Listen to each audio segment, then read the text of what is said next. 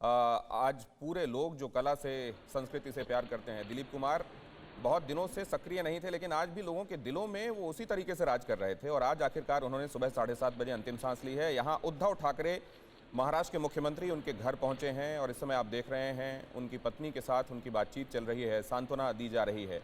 सायरा बानू जिस तरीके से उनका ख्याल रख रही थीं, हर वक्त साये की तरह उनके साथ रहना, और ये आसान नहीं होता है। बढ़ती उम्र के साथ ये जो समस्याएं बढ़ती हैं, ये बीमारियां, और उसके बाद बीमारी यूं हो जाए कि कभी भी अंदेशा लगा रहे, लेकिन उसमें भी उतनी ही प्रेम के साथ, उतने ही समर्पण के साथ ख्याल रख पाना, ये रिश्तों में आसान नहीं होता है। और इसे जो जी कर दिखाता है उनमें से एक है सायरा बानू। सायरा बानू के साथ बातचीत कर रहे हैं उद्धव ठाकरे, और जाहिर है समय सांत्वना दी जा रही होगी। दिलीप कुमार एक युग का नाम है, ये इससे कोई इनकार नहीं कर सकता। When it comes to acting, Hindi cinema में वो नाम जो सबसे ऊंचाई पर रखे जाते हैं उनमें से एक दिलीप कुमार। और दिलीप कुमार आज नहीं रहे, हालांकि उनकी अवस्था को आप देखें और दिलीप कुमार नाम अगर नहीं लगा हो तो आपको लगेगा कि इस उम्र में जाना ठीक है, अब इतनी सारी बीमारियों के साथ उनको परेशानी ही हो रही होगी। लेकिन जब आप दिलीप कुमार नाम उसमें जोड़ देते हैं तो फिर ये हर वक्त एक नुकसान, एक बड़ी क्षति ही लगती है जिसकी कभी भरपाई नहीं हो सकती।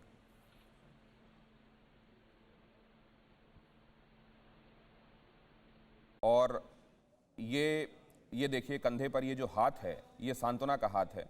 ये इस बात का हाथ है कि आप अपने आप को अकेला ना समझें, सरकार आपके साथ है। और ये एक संदेश ये भी है कि कला और संस्कृति की जब बात आती है तो अक्सर ये बात कही जाती है कि शायद इस क्षेत्र को उतना ध्यान नहीं दिया जाता, इस पर उतना इसकी चर्चा तो होती है, लेकिन इसके लिए जो काम होने चाहिए नहीं होते। लेकिन शायद इस पूरी फ्रेटर्निटी को, इस पूरी बिरादरी को भी एक संदेश देने की कोशिश है। इस दौरान सिर्फ दिलीप कुमार जी के नहीं रहने पर ही पहुंचना उनका नहीं, बल्कि एक संदेश भी है कि कला और संस्कृति की तरफ ध्यान है, उसकी तरफ पूरा सम्मान है, और उसके लिए काम किया जाएगा। कि ऐसा ही संदेश देने की उद्धव ठाकरे कोशिश कर रहे होंगे।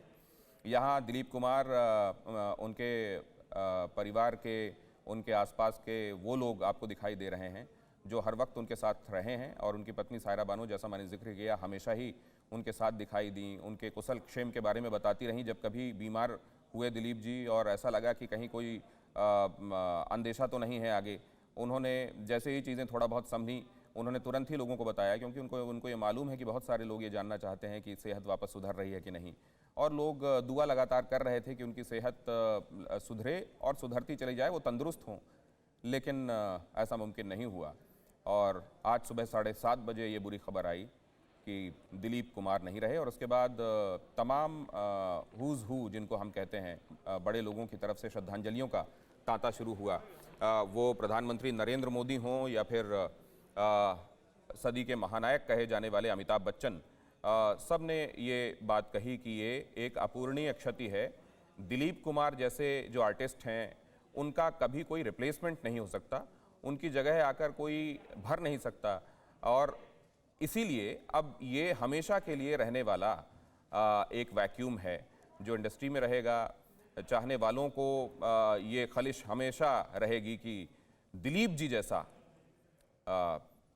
कोई उनके बीच में नहीं है। जिस किरदार को उन्होंने जिया, उसको जीवंत बना दिया। और वो जाने जाते थे अपनी सहज अदाकारी के लिए, बगैर कुछ ज़्यादा उसमें किरदार में थोपे, बगैर उसको वो बेशक जब आप कहते हैं कि ये फिल्मी पर्दे की बात हो रही है तो वो लार्जर देन लाइफ चीज़ें ही दिखाने की कोशिश होती है, लेकिन किरदार को उन्होंने सहजता के साथ जीकर लार्जर देन लाइफ बना दिया।